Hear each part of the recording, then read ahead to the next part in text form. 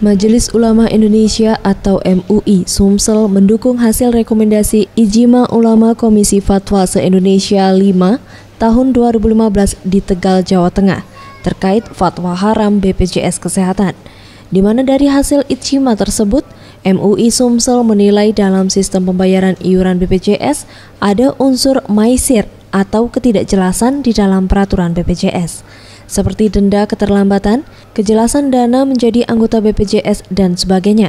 Menurut Sodikin, Ketua MUI Sumsel yang ditemui Jumat 31 Juli 2015 mengatakan, adanya ketidakjelasan dalam kebijakan bagi pengguna BPJS Kesehatan, seperti tidak ada perjanjian jika selama menjadi anggota tidak pernah menggunakan jasa tersebut, kemana dana tersebut dialihkan.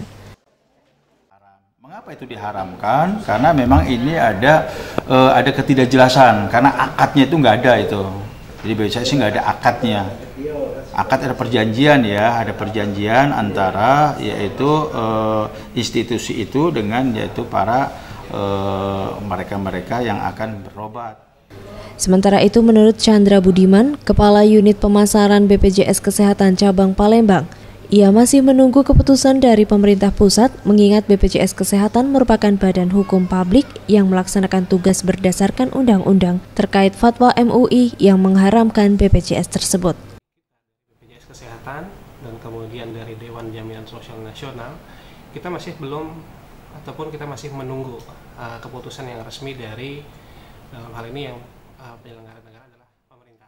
Salah satu warga Palembang, dia yang menggunakan fasilitas BPJS Kesehatan, mengakui belum mengetahui fatwa MUI tersebut. Namun dengan adanya BPJS Kesehatan, sangat membantu dirinya dalam berobat. Haram atau tidaknya, itu kita belum ini ya, itu anggapan MUI ya kemarinnya. Ya. Cuma kan kalau menurut saya, BPJS kan sangat membantu untuk kesehatan. Nah, apalagi untuk yang mereka yang di kelas menengah ke bawah. Isa Lisati, Farel Dwi Satria, Sriwijaya TV.